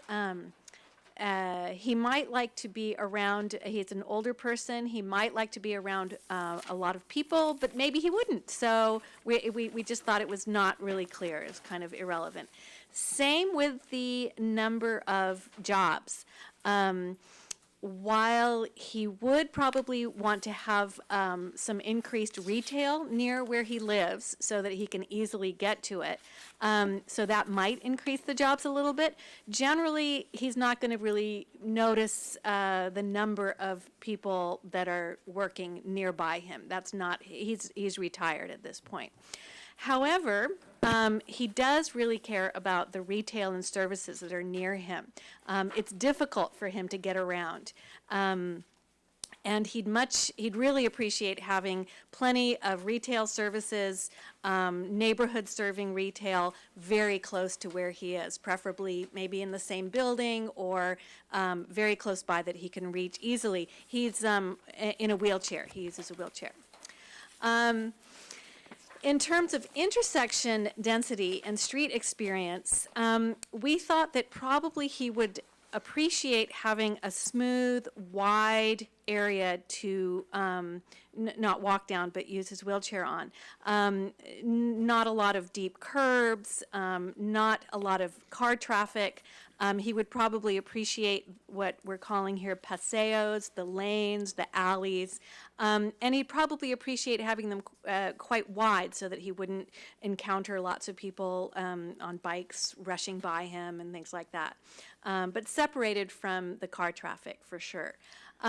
We also talked about maybe he'd like some longer blocks so that he wouldn't have to worry about curbs or intersecting with people going the opposite way. And then we realized that probably having those little lanes, cut-through lanes, would make him happy. Okay. Modes of transit, that was a big challenge for John. We decided in the end that probably his primary mode of transport would be by a car, either ride sharing or driving his own car, in which case he would need some parking. We realized that the bus is possible, but it's problematic. It's difficult to get around. Even if he could take the bus, and apparently the 22 bus down El Camino they've just cut some of the routes there, and even if he got down to San Antonio near Safeway, it would still be a challenge to get in and out of the bus and then up to the Safeway. It would not be easy for him. Even more difficult would be the train. Apparently, it takes a long time to use those elevators, wheelchair lifts. Yeah. So we actually put number 1 would be the car, number 2 would be the bus, and number 3 would be, interestingly enough, pedestrian walkways again, because those would have to be prioritized in order for him to get around easily where he's living in our neighborhood. And then number 4 would be the train, and then the skateboarders and bicyclists. We put all 3 of them as number 8 because he probably wouldn't be getting around that way. Wide sidewalks, obstacle-free sidewalks would be very important to him. Yeah, and we realized that Park Boulevard would have to be substantially altered to make that possible for him. Because he likes to hang out with his granddaughter in the park, we realized he would definitely like some nice open space, very accessible open space, green space. And he would probably enjoy having some kind of enclosed community meeting place where he could go visit friends. He likes going to the library, maybe a senior center where he could play chess with his friends. Or chat, cafes, things like that. So areas where community can meet. That's John. Sorry? Yeah. Just one little thing is that we did think that that would be good to have accommodations in the street for bikes and other things. Scooters and stuff, just so they would be separated from pedestrians and wheelchair users on sidewalks. All right, thank you. Next, we have Jin. Who will be speaking on behalf of Jin?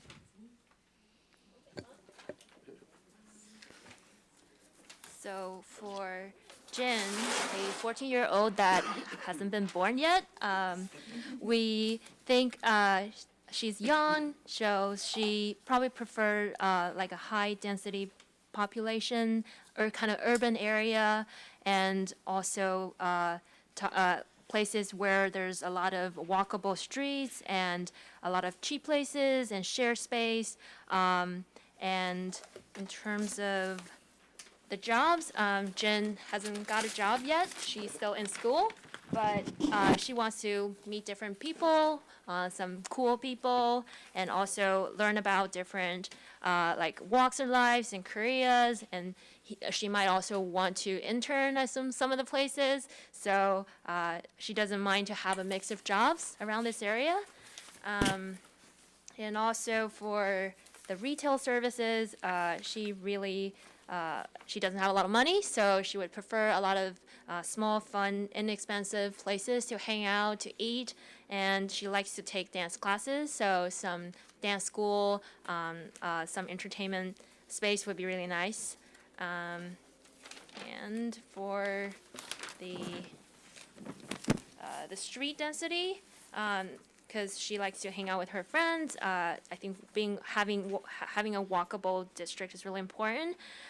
So definitely like a high intersection density.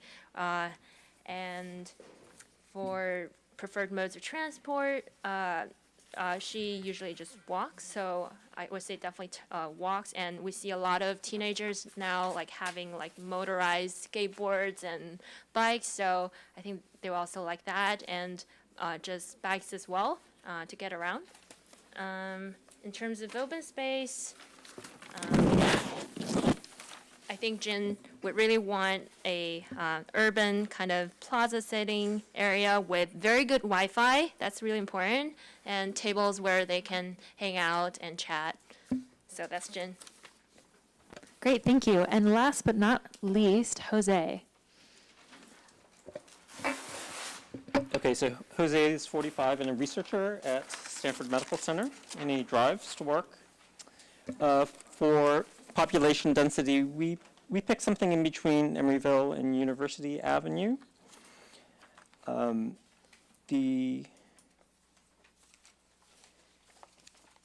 don't think did I miss anything on the? Yeah, I think that's all that we did on population density. For jobs, we did pick something in between Central Square and Cal Avenue. We talked about that Jose, that he works at Stanford, and Stanford developed like Page Mill Road for their graduates, and so that it's likely that it would make sense if North Ventura had similar kind of jobs for Jose. On the retail and services, Jose likes to go out to eat with friends, and so we picked something similar to Central Square in Cambridge or University Avenue. Both places have a lot of restaurants within a very small walking distance from each other. He also likes to do errands after work, and so both places have a lot of neighborhood services right in there in the downtown area. For intersection density, Jose has a dog, so I think we picked the lane and the residential street for the dog walking, but he does like to go out to eat, so we picked the Pearl District for the small block high density of restaurants. And for modes of transit, he likes to drive, so we put the car number 1. We put walking number 2, because he has the dog. The bus number 3, we're thinking like Marguerite shuttle. 4 would be the bicycle. 5, maybe a self-driving Uber. 6, the motorized scooter. 7, skateboard. And 8 would be the train.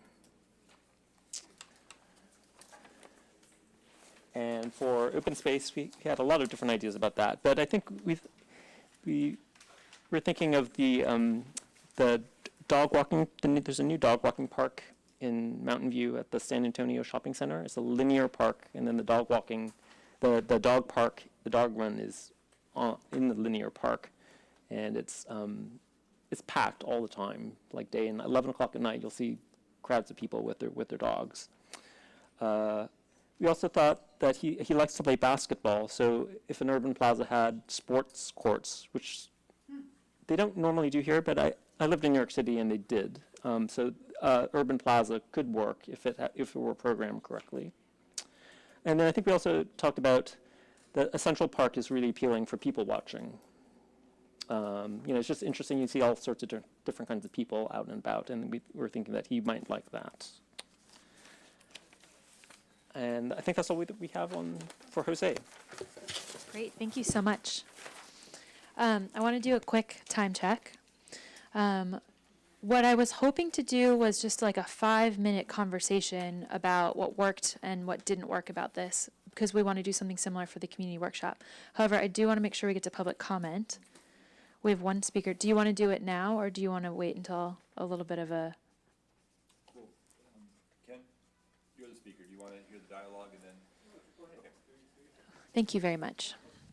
Okay, so quickly, just sort of popcorn. What do you guys think worked well about this in thinking about doing this with a community group? Trying to introduce different personas of people who might live in this area in the future, thinking through these different types of metrics. What worked well about this exercise? This is feedback that, it's hard to give feedback, and I do appreciate everything you guys do, but there are certain realities or premises about these characters that wouldn't be accurate because Jose couldn't drive to Stanford because Stanford has very challenging parking, and Jamila wouldn't take the train because the train, it would be faster to bike that distance because the train is so infrequent and bikes get bumped off the bike car so often. So it would be nice to have those little details corrected. That's great. No criticism of how you set it up at all. That's great. It was fun. 14-year-olds at Palo Alto High School don't take swing dancing.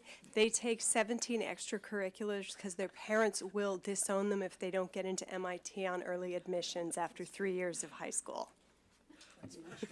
Okay. more reality check. And that's why they walk into the train. Yes. Oh. Yes. I didn't see of the 4 characters a family person, with children, and because their whole life surrounds their kids, and so I really didn't see that as one of these choices at all. And their whole persona, who they are and how they operate, is based on how the schools are doing, what's happening at school, is my child doing well, what can I do to support my child, whatever, Okay. So you need to, I would change one of these to that focus. Great. Yeah. Quick question. In these community workshops, is there going to be examples like we went over today? Because I think it's helpful to have a kind of establish, here's some examples of how it can be done differently.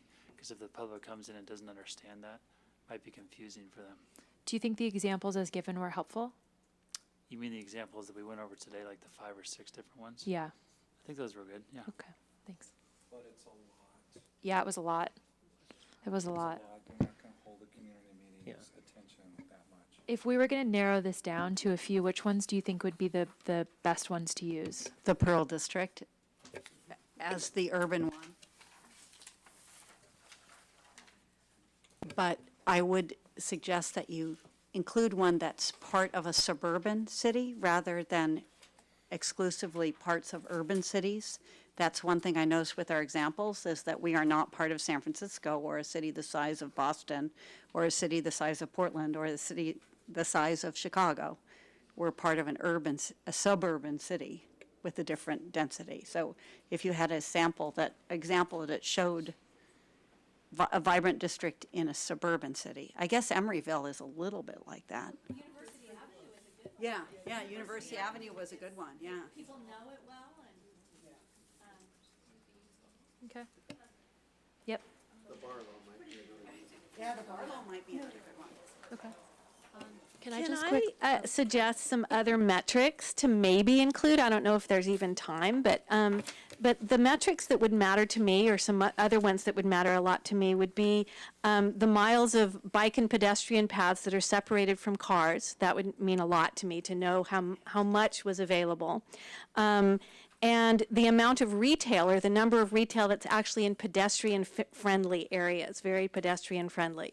That would be important.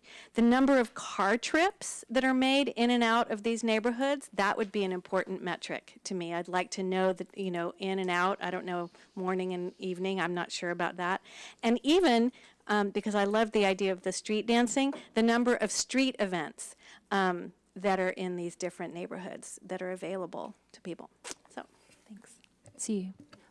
So I think it's a really good exercise, and it's great to get the community to get engaged in this kind of exercise. But I'm just curious if there is someone in the community that doesn't fit into any of the persona, and all we're talking about is other people. Is there any forum or time when they could chime in and being there themselves and talk about what they want in that occasion? That's a great question. And let me put it back to you all. Did you feel like you were able to talk about your own sort of experiences alongside the character, or did you felt like it was really dominated by the character? And if that's the case, then how do you think what would be a good way of introducing that element to it? Give people freedom of elaboration and embroidering their character. I mean, we were adding all sorts of qualities. I would say give the participants an opportunity to expand their character to reflect some of the things they're interested in, that their character would enjoy, but we think that other people would enjoy too. It's a great idea. Perhaps we could tell, or you could tell the participant that they can add one characteristic that isn't in the description, like we added the fact that Jamila's into the arts, Yeah. which it wasn't in the words, but we decided. That's great. That's great. I love that. Down here? Sorry, we'll get them. Yeah, okay. I was just going to say, I loved what you did at the end. You said, well, what would you think? You gave us a separate amount of time to talk about what we personally would think. So that worked well for me. Okay, great. I would think that a broader community group would want to tell you what, given that it is a built-out area as it is now, I would think they would want to tell you what they need, not what imaginary people need, more than, I just predict that might be the response. So, and I think the metrics are confusing because they don't just they don't just talk about the area, they go to a broader area. So those maps were confusing to me. The one about North Ventura was the best one because it showed the map, the area within the map. That's our area that we're talking about. So that made more sense to me than the other maps. So I would recommend changing the maps. And I think you may get a lot of pushback about talking about imaginary characters in the future versus people's real needs that are presently living there. I think that's what they'll be interested in letting you know about, maybe. So, sorry, really quick, just a thought on that. What if you did like 6 different possibilities and people choose, I'm one of these 6, and then based on that, they break into groups. So if you feel like you relate to number 4 or number 5, you all go to that group and then you talk about, it may not be exact, but it might be similar. That's an interesting idea. Thanks. Gail? A couple of quick things on the metrics. I don't know how you could really do this, but I think artistic enhancement, public art, I mean, the kinds of things that are introduced into communities, I think that's something that's useful. I don't know, I guess it'd be something we would discuss. Also, in terms of the characters, you know, all of the characters we're talking about are people of some means. So at some point in this discussion, I think we have to talk about people also who have very little or nothing. And they're living within these neighborhoods or in these communities too. It's, you know, it's a slightly different perspective, but I think that would be a broader, more true reflection at the end of the day. There are all sorts of people of a variety of circumstances in neighborhoods. And in this region, if you're anything, I mean, you can be a very well-employed liberal arts major and not be a person of means in comparison to the rest of this area. So, I mean, if we want to encourage even that modicum of socioeconomic diversity, we really are going to have to make an effort. You know, and I think it's of concern. Parker? I'm actually not next. I just Oh. Okay, who's next on the stack? Keith. For me, the imaginary characters worked, made me think a little, think outside of what my thoughts were. I think if you go to a community group, they want to communicate their thoughts. I don't think they want to think. They want to they want you to listen. And I think they might be irritated that you're talking about this imaginary character and not talking about them. Okay. Parker. Okay, so I'm very opinionated. How I would structure this exercise is instead of front-loading it with other places that aren't Palo Alto, I would say, okay, so let's talk about what you want from the area and what your grandchild will. How is what you want different than someone 2 generations from now is going to want? Not what you're going to want for them, but what they're actually going to want. So if you bring it back and you don't talk so much about Portland and Emeryville and all these other places, and you just make it about here, what do you want? What do you think your grandchild will want? How will that be different? Okay. I feel like I've spoken too much, but I just want to say that one of my reasons for volunteering is that I care about the great state of California, and I feel like we're talking about this property in isolation a lot of the time, and I would like to think that I'm contributing to solving some of the problems that are affecting the state where I was born and where my parents lived and where I live and where my children live. And some of those statewide pressures are not expressed in the background information we were given. I don't know if it's appropriate to express them, but I think they're part of why there's so much pressure on this project.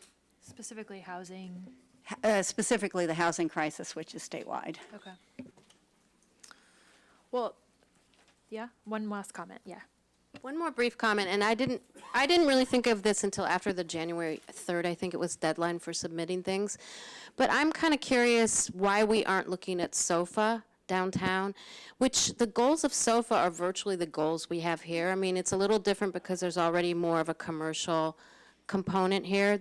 But I think that SOFA has a lot of really relevant housing options built into their zoning that I think we could look at more specifically for this also. And I'm sorry, I really didn't think of it until after the 3rd for the deadline. Okay.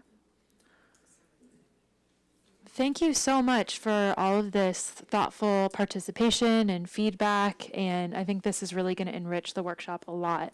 And I think we're moving now into public comment. So, speaker.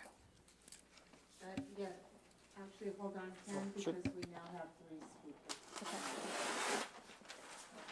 Go ahead, Karen.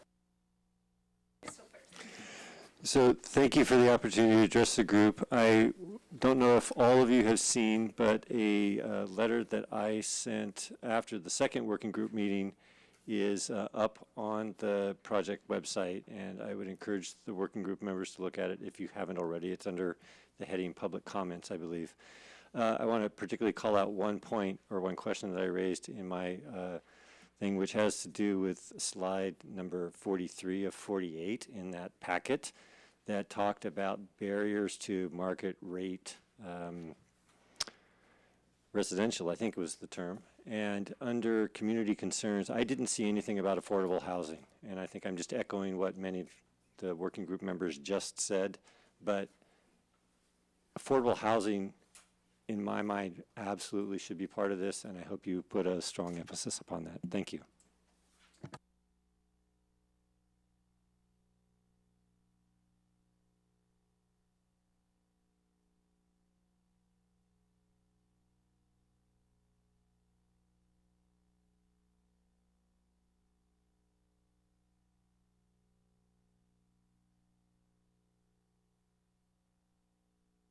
Okay. Waldemar Kaczmarski. So I just want to contribute to that conversation with opinions about what you presented today. And personally, actually, I like this a lot. I think that it is very valuable for people who don't work with designing cities on a daily basis to refocus them from all this techno language and base to the person. And it's also important that you give them parameters that those bits stretch their way of thinking, that, not just density or just something. It's like, how you live your life and how this thing is reflected by architecture. So I think that that was very valuable, and if the personas should be changed, so be it, but the exercise, I think, is very valid. In regard to the second presentation, analysis of different neighborhoods, I also think it's a very valuable one, except I found that the choices were somewhat random because they were coming from different perspectives, people just picking something that they like, not necessarily in the context of how this thing is structured. I think it would be better for community to see, let's say, 4 examples of different, clearly different neighborhoods, and let them understand what is the impact between high density, what the high density offers you, instead of, because you're putting more density, versus the low density, and just basically let them see all the aspects of this, because we are not all experienced with having, living in the dense cities versus the, suburbs.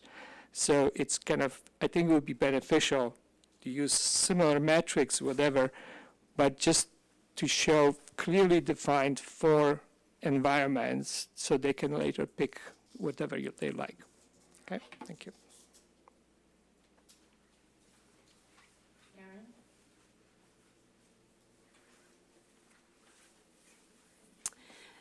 Thanks. So I had a conversation with Elena earlier that I was sure will relate to Jonathan, but in a conversation later I was having with someone reminded me that while I served on SOFA 1 and SOFA 2, some of the comments here have reminded me of maybe repeating that a little bit, which is on the SOFA working group, and yes, the council appointed the working group, and all well and good, but there are some ways that it deviates that I'm not sure are well represented in the process so far. And that is, on the SOFA working group, we had a representative who was an affordable housing expert, who was, an open space. We have Keith here for open space. We had a representative there who was an expert because he was a retailer. We had representatives in these different pockets of the community, and I think it really helped people understand there's a benefit and it's a good exercise to do what this is, but rather than what somebody else said, rather than supposing what somebody else needs, it's really great to be able to hear from the person who's doing retail what there was. There was somebody there that represented historic preservation, somebody that was there that represented childcare. And so all these different things that might play into this. And the other thing I was wondering that just occurred to me again, so I thought I'd pop up and say it, is how the needs assessment that the city's been conducting, how that will play into this. There's been a lot of talk about, and this is not my opinion, I'm just saying, I'm just putting it out there. I can have an opinion now. Gee. I can have an opinion now. Gee. But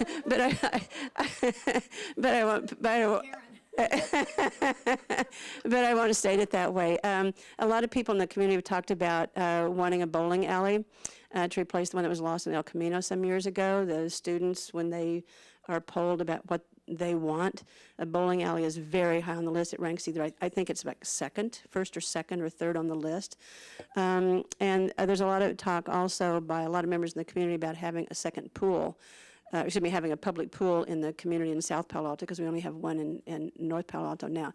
I'm not advocating for those, but I'm just wondering where the needs assessment study is going to be applied to this process, and I'm not familiar with everything that this process is going to do or accomplish, so I'm not supposing it's not, but I think it's good to get those things on the table. So that's my opinion.